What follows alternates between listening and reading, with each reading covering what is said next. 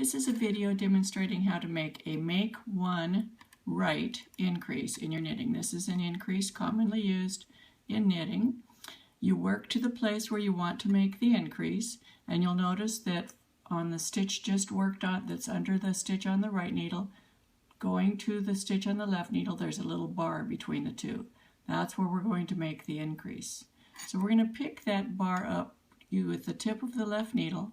We go from the back of the bar under it up to the front and lift that bar onto the left needle.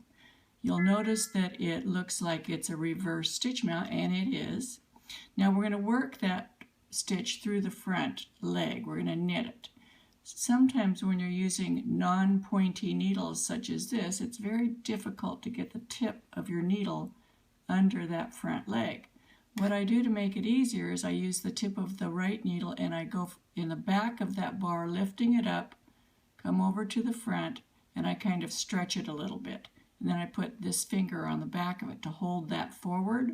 It gives me enough space to get the tip of the right needle into that and make that stitch. So now I'm going to just make a regular knit stitch. You'll notice that once it's made, that bar that was below that you lifted up is now crossed. It's a loop that's crossed, and the top leg of the cross is pointing to the right. This is a right make one. So we'll do one more and a couple of stitches over here.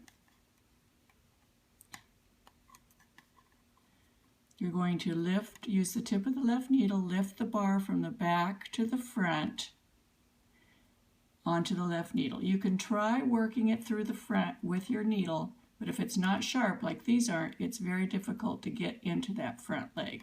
So instead, I come around from the back, lifting some extra yarn over to the front and trap it with my finger.